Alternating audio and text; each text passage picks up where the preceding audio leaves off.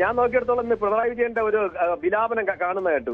അദ്ദേഹം ഇത്രയ്ക്ക് വിലാപനം നടത്തുന്നതിന് ഈ 32,000 പേരെ കൊന്നതിന് അദ്ദേഹത്തിന് വിവരിക്കാൻ വയ്യ.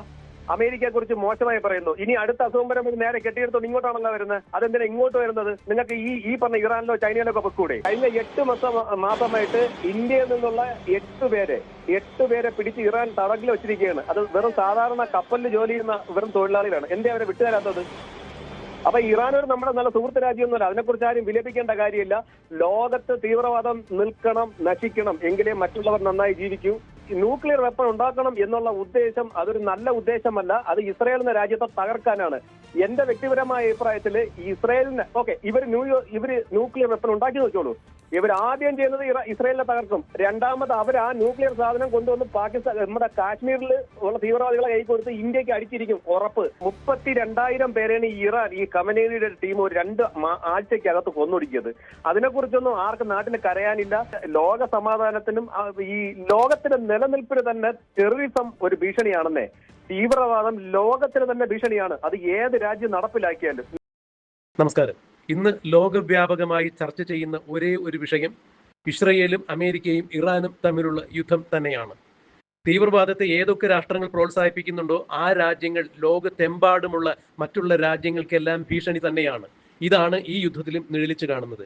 ഇറാൻ ന്യൂക്ലിയർ ആയുധം ഉണ്ടാക്കുന്നുണ്ടെങ്കിൽ അത് ഇസ്രായേലിനെ സംബന്ധിച്ചിടത്തോളം വലിയ ഭീഷണി തന്നെയാണ്. മാത്രമല്ല, ഇസ്രായേലിന് ഭീഷണിയാവുന്നത് പോലെ തന്നെ ഹിസ്ബുള്ള തീവ്രവാദികളുടെ കയ്യിൽ ഈ ആണവായുധം ഇറാൻ കൈമാറുകയാണെങ്കിൽ തീർച്ചയായും കശ്മീരിലുള്ള ലഷ്കർ-എ തോയിബ അടക്കമുള്ള ഇന്ത്യക്കെതിരെ പ്രവർത്തിക്കുന്ന ഭീകരവാദികളുടെ കയ്യിൽ ഈ ആണവായുധം എത്തും. അത് ഇന്ത്യയെ നശിപ്പിക്കുന്നതായിരിക്കും. ഇറാൻ ഉണ്ടാക്കുന്ന ഈ ആണവായുധം ഇസ്രായേലിനെതിരെയോ അല്ലെങ്കിൽ മറ്റേതെങ്കിലും രാഷ്ട്രങ്ങൾക്കെതിരെയോ മാത്രം ഉപയോഗിക്കാനുള്ളതല്ല, ലോകത്തെ മുഴുവൻ നശിപ്പിക്കത്തക്ക രീതിയിലേക്ക് ഇത് കൈമാറ്റം ചെയ്യപ്പെടും. അതുകൊണ്ട് തീവ്രവാദം എവിടെ ഉടലെടുത്താലും അതിനെ നശിപ്പിക്കണം. ആ തീവ്രവാദം നശിപ്പിക്കുന്നതിന് വേണ്ടി തന്നെയാണ് ഇപ്പോൾ ഇറാനിൽ യുദ്ധം നടക്കുന്നത് എന്നാണ് അമേരിക്കയിൽ വസിക്കുന്ന മലയാളിയായ ഒരാൾ പറഞ്ഞത്.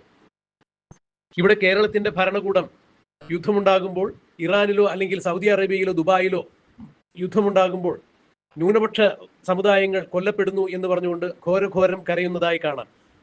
അങ്ങ് കിലോമീറ്ററുകൾക്ക് അകലെയുള്ള പലസ്തീനിൽ നടക്കുന്ന യുദ്ധക്കെടുതിയിൽ പലസ്തീനിലെ കുഞ്ഞുങ്ങളും കുട്ടികളും മരിക്കുമ്പോൾ കേരളത്തിൽ പട്ടിണി കിടന്ന് മരിക്കുന്ന അല്ലെങ്കിൽ ഇന്ത്യയുടെ വിവിധ സംസ്ഥാനങ്ങളിൽ പട്ടിണി കിടന്ന് മരിക്കുന്ന കുട്ടികളെ കുറിച്ച് എന്തുകൊണ്ടാണ് നമ്മുടെ സംസ്ഥാന സർക്കാർ ആലോചിക്കാതെ പോകുന്നത് എന്നാണ് ഒരു അമേരിക്കൻ മലയാളി താൻ ഒരു അഭിമുഖത്തിൽ പറഞ്ഞത്. അതായത് ഒരു അമേരിക്കൻ മലയാളി ഒരു മാധ്യമത്തിന് നൽകിയ അഭിമുഖത്തിലാണ് ഇത്തരം കാര്യങ്ങൾ വ്യക്തമാക്കിയത്.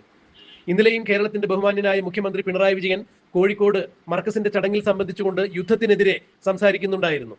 അമേരിക്കൻ സാമ്രാജ്യത്വ ശക്തിയുടെ വിരോധാഭാസമാണ് ഈ കാണുന്നത്, അല്ലെങ്കിൽ അമേരിക്കയുടെ ഗുണ്ടായിസമാണ് കാണുന്നത്, നെറുകേടാണ്, മര്യാദകേടാണ് കാണുന്നത്, കടന്നുകയറ്റമാണ്, അധിനിവേശമാണ് കാണുന്നത് എന്നൊക്കെയാണ് പിണറായി വിജയൻ വിശേഷിപ്പിച്ചത്. അമേരിക്ക ഒരു തെമ്മാടി രാഷ്ട്രമാണ് എന്ന് പിണറായി വിജയൻ കൂടെ പറഞ്ഞിട്ടുണ്ട്. അങ്ങനെയെങ്കിൽ പിണറായി വിജയനോട് ഒരു ചോദ്യം ചോദിക്കട്ടെ. അമേരിക്ക തെമ്മാടി രാഷ്ട്രം തന്നെയാണ് എന്ന് നിങ്ങൾ ഉറച്ചു വിശ്വസിക്കുന്നുണ്ടെങ്കിൽ നിങ്ങൾക്ക് അസുഖം വരുമ്പോൾ പിന്നെ നിങ്ങൾ എന്തിനാണ് ഈ തെമ്മാടി രാജ്യത്തിലേക്ക് പേർത്തും പോകുന്നത്?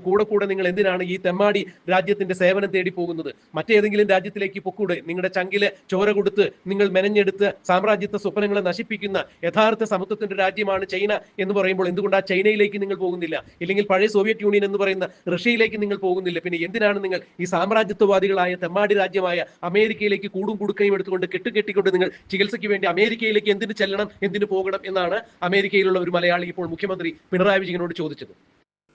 ഈ യുദ്ധത്തിൽ പരാമർശിക്കപ്പെടുന്ന ഒരേ ഒരു വിഷയം തീവ്രവാദം തന്നെയാണ്.